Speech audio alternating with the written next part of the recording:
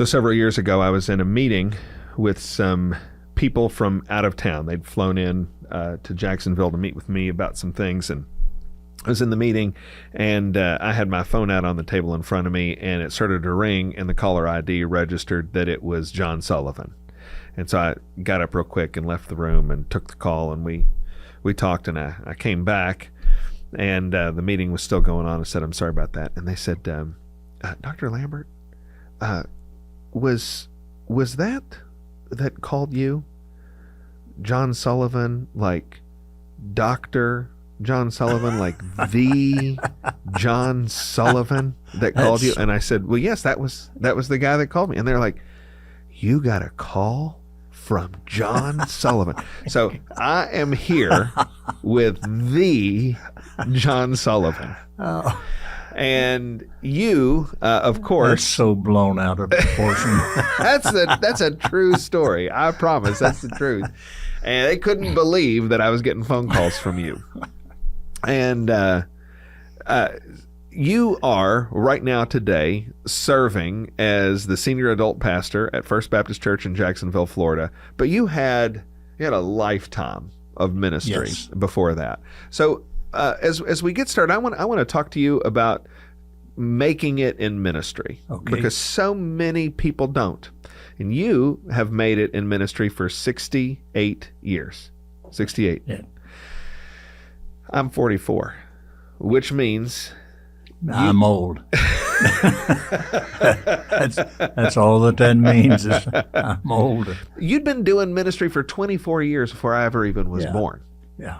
So all of my life, from But the not time I as was effectively. well. Now, here's what I want to do. I want you to start. So I want you to help us know how to make it in ministry for 68 years. But first, I want you to talk to us about your call to ministry. How did you know the Lord wanted you in ministry?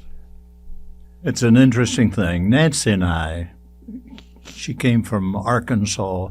I came from West Virginia. We met on a bus in Washington, D.C., started dating, grew in love, got married at 18.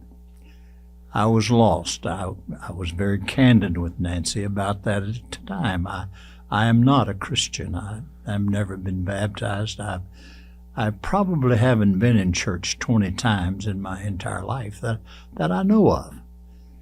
And she said, I understand that, but do you know I'll be talking to you about Jesus and about your church? I said, I understand that. You grew up in church.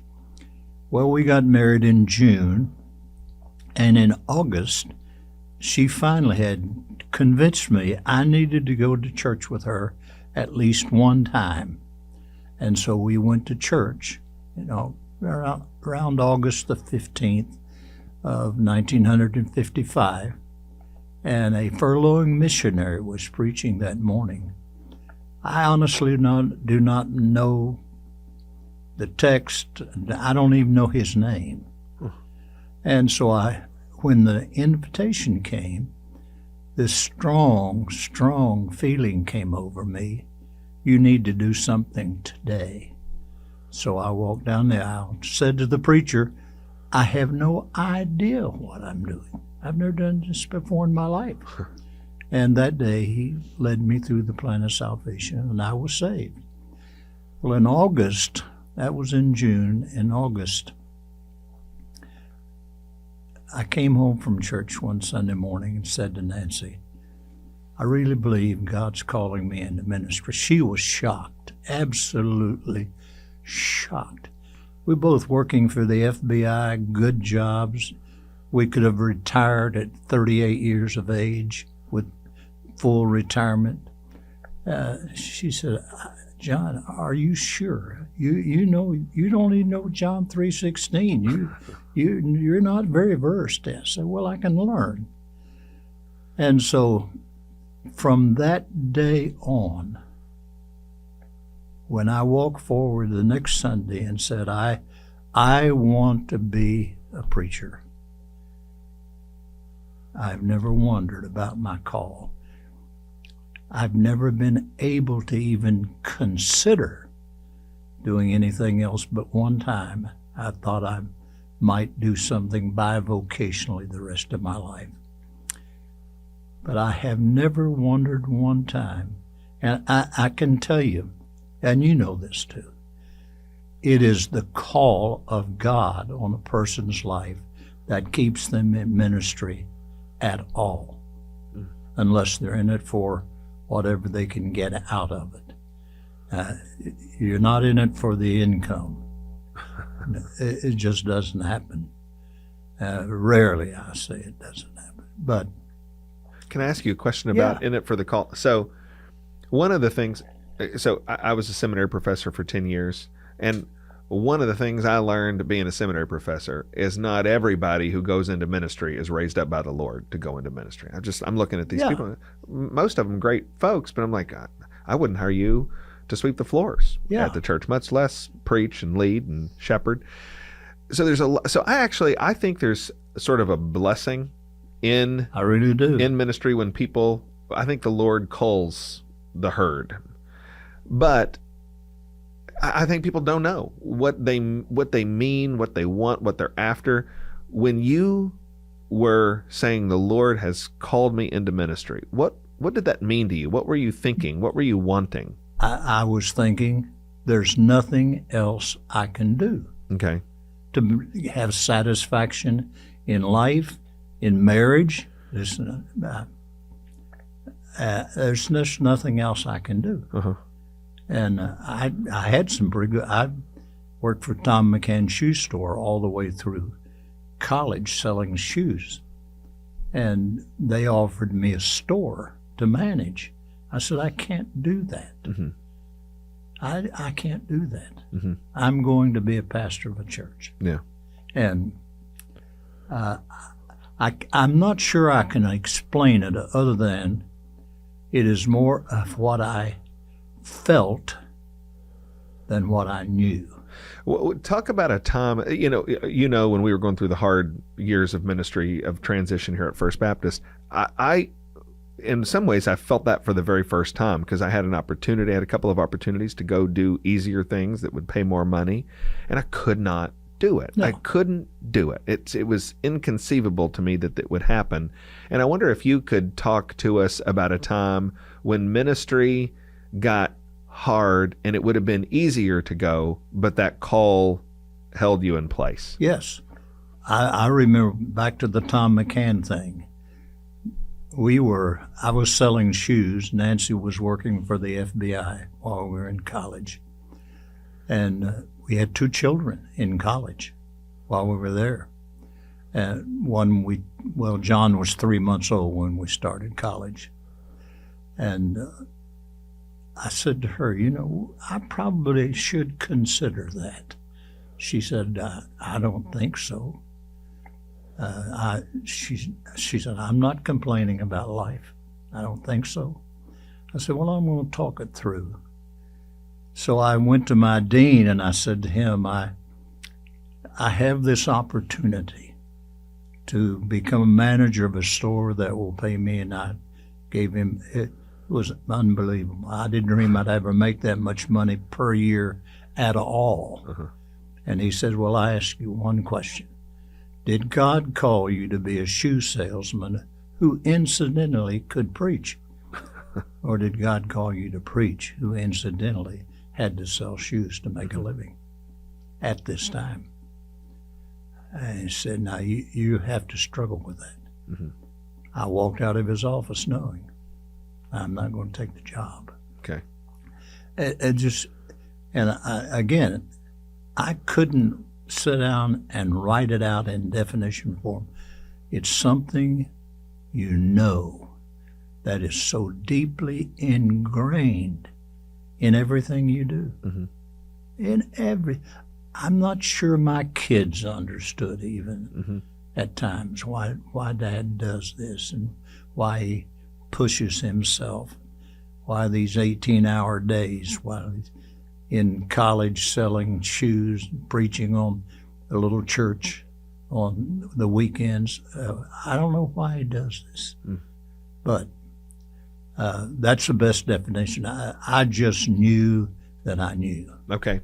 So you're called into ministry, and that call holds you, and you pastor a lot of churches. You pastored some smaller churches. You're not making a lot of money. You're not having like a lot of what anybody would consider to be worldly success. And then you wind up at Broadmoor Baptist Church, and that is a large church. That's a big church. People are joining. The church is growing. Sunday school's growing. Attendance is growing. Budget is growing. Things are going great. And then you come to lead the Florida Baptist Convention. How did you make a decision that the ministry had changed from pastoral ministry to leading a convention of churches? Well, it was the biggest struggle I've ever had in where to go in ministry. I don't know that initially I even considered the idea. And it kept becoming a growing thing in my life. You know, you could, I had at that time been at it 33 years as a pastor.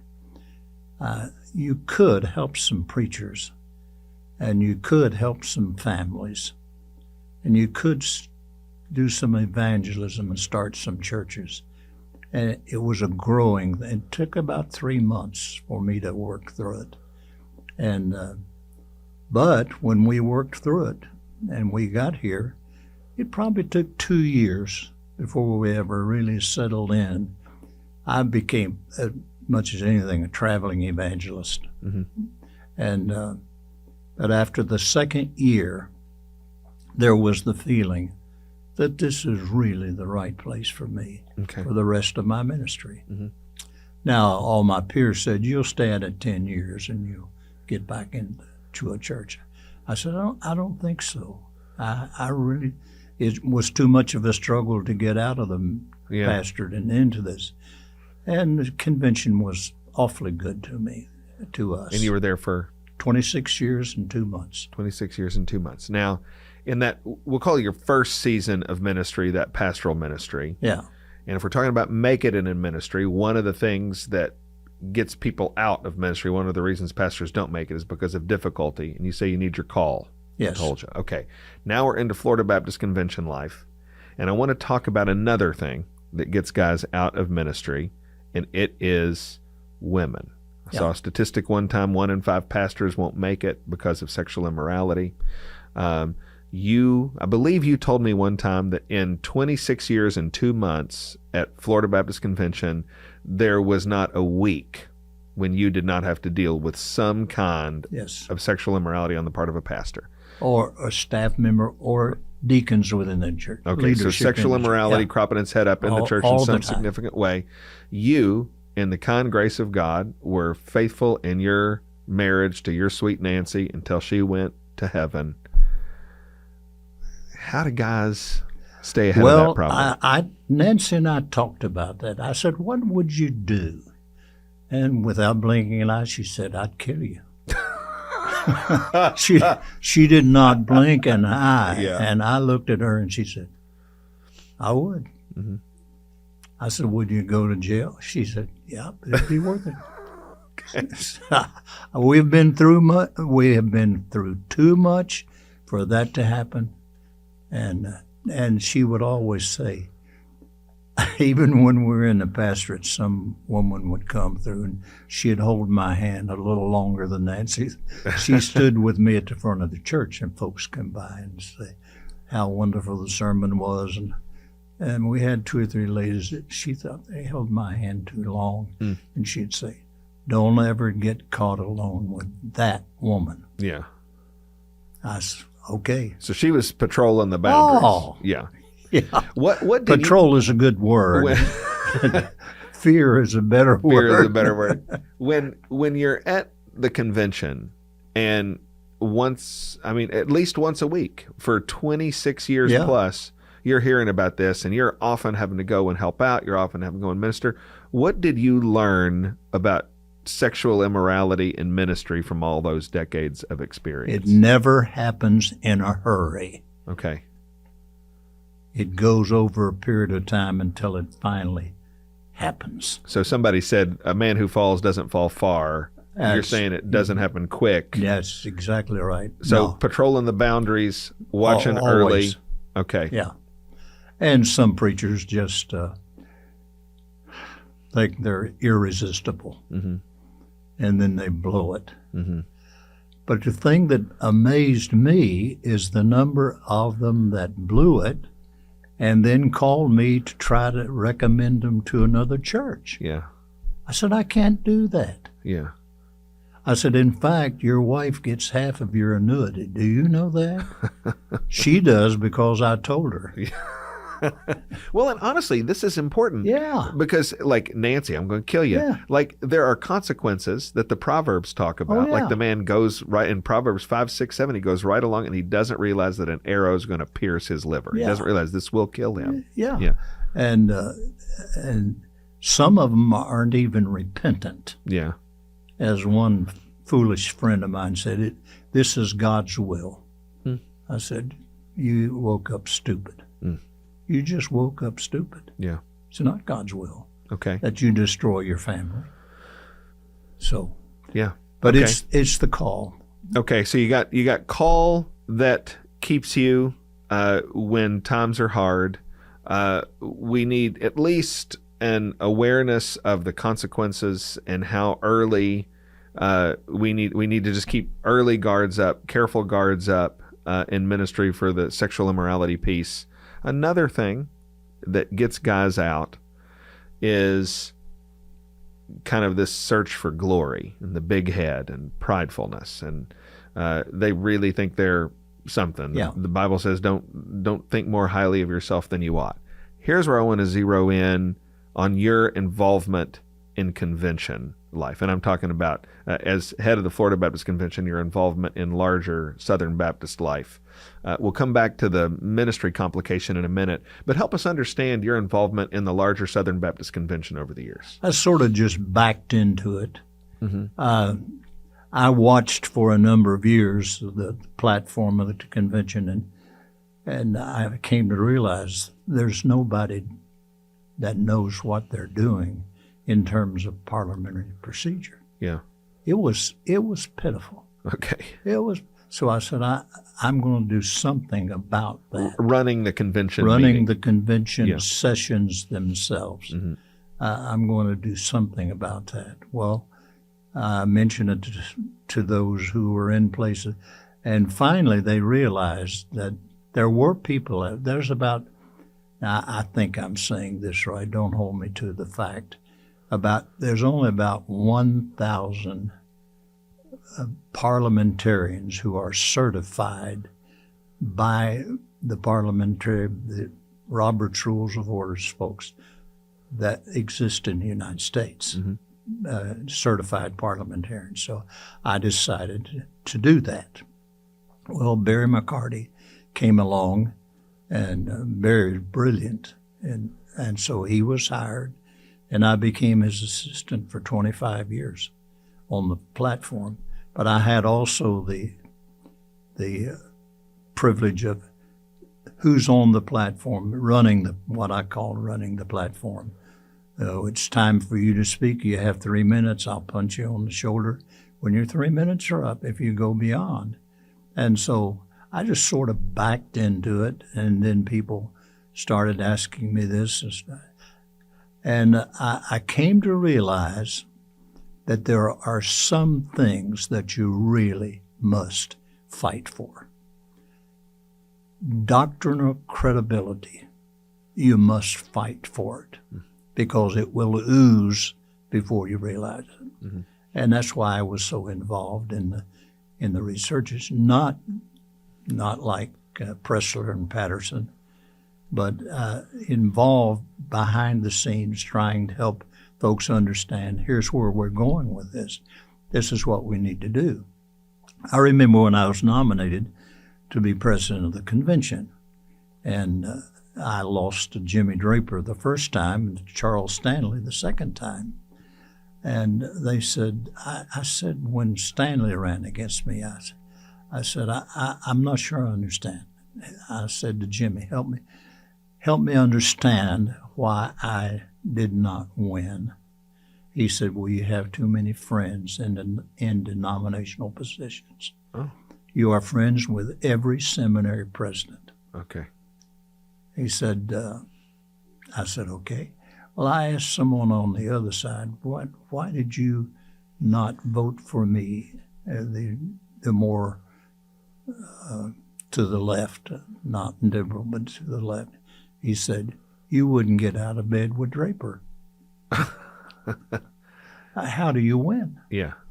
I said, well, okay, if that's where I am, I'm comfortable being there. Okay. And but I sort of backed into it. Okay. Now, I know enough about, you know, way more about convention life than I do, but I know enough to know that the Southern Baptist Convention can attract the big head. In fact, this is one of the reasons why I think our convention is in kind of the trouble. I think a lot of people are looking for platforms. They're not looking to serve and help. They want to be big name. They want recognition. You must, I'm not asking you to name any names, but you must have interacted with plenty of arrogant and egotistical people in that aspect of Southern Baptist life. Not as much as you would think. Not as much as I would think. Yeah. Okay. Now, some of them were more difficult to deal with as they were presiding when I'd try to give them parliamentary advice, or even Barry would try to give them. They were going to do it their way. Okay. But by and large, I can say, other than maybe 3 or 4 times, did I have to deal with the super ego thing. Okay. And what would be the name of the person that was the most arrogant? I'm just kidding. Don't answer. No, I'm just kidding. No. But here's my question.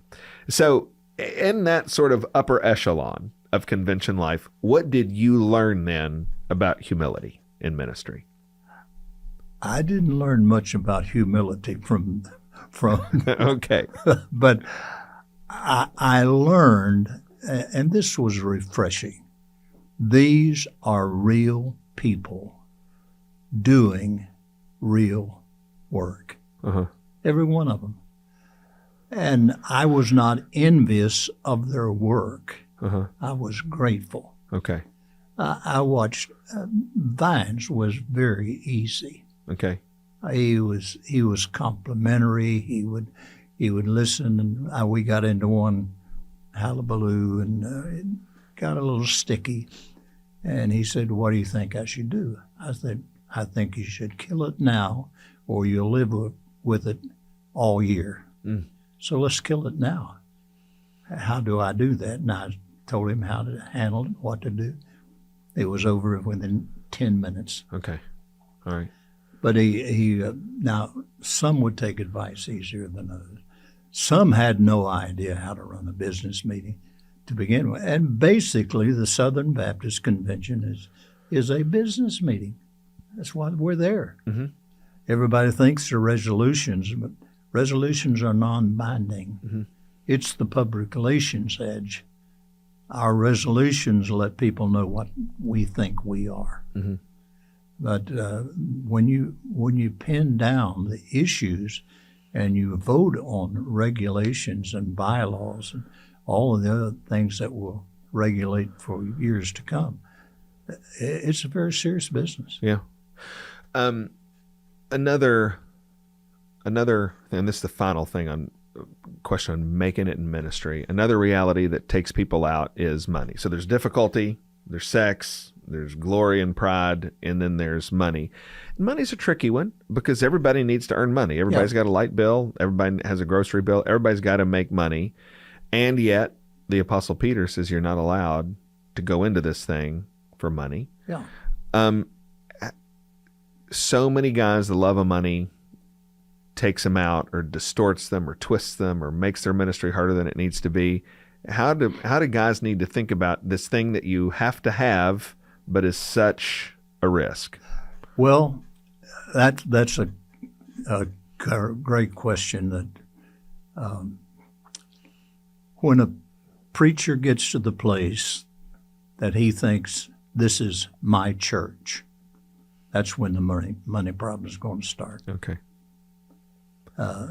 I've watched it across the years. As long as they understand I am accountable to God for this church, and I'm accountable to this people for how they allow me to live, or I wouldn't be here. Mm-hmm. I never did wonder if my church was going to take care of me, nor did I ever wonder, am I going to get rich while I'm here? Mm-hmm. I just knew, I've always felt like the church's responsibility is to take care of my family. Yeah.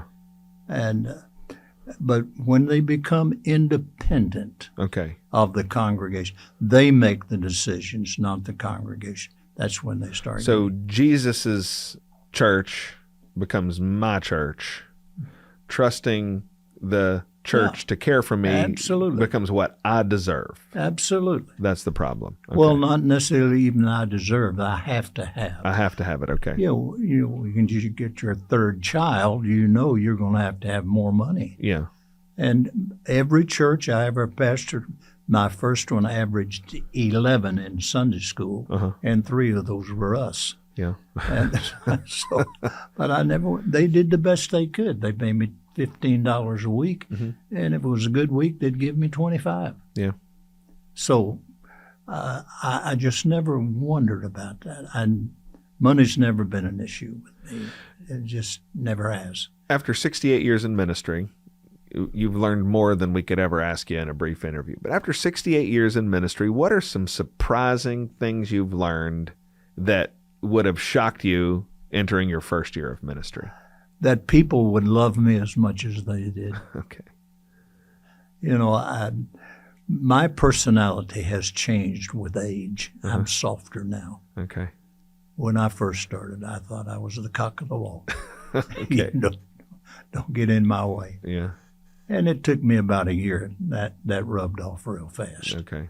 But the issue of money has never been, it's just never been a deal with me. Okay. In fact, one of the great things Nancy taught me is generosity begets generosity. Mm-hmm. And we tried to do that.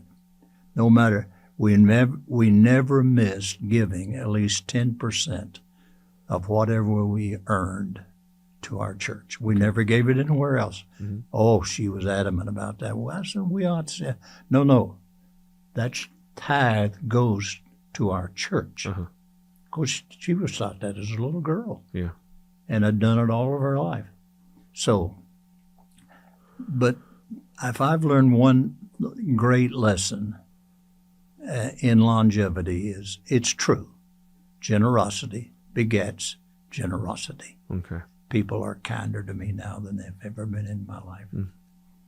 Well, I will tell you, you pardon me if you're sick of hearing me say this, but I have a commitment. I'm going to say this wherever I can.